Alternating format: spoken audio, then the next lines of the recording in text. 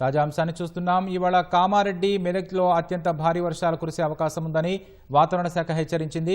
ఇక పూర్తి వివరాలు మా ప్రతినిధి జ్యోతికిరణ్ అడిగి తెలుసుకుందాం. జ్యోతికిరణ్, చెప్పండి, వాతావరణ శాఖ హెచ్చరికలపై తాజా సమాచారం ఏంటి?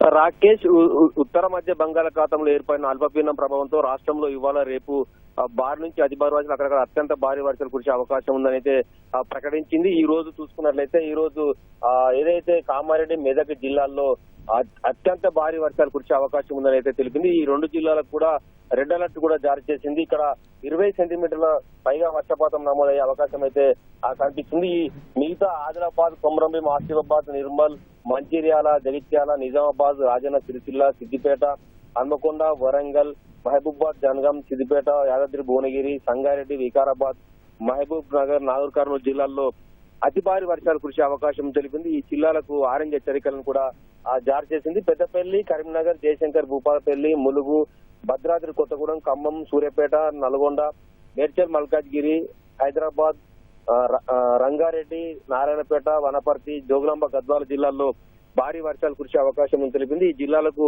ఎల్లో హెచ్చరికలను జారీ చేసింది. ఎల్లో హెచ్చరికలు ఉన్న జిల్లాల్లో 7 సెంటీమీటర్ల పైగా వర్షపాతం నమోదయ్యే అవకాశం కనిపిస్తుంది.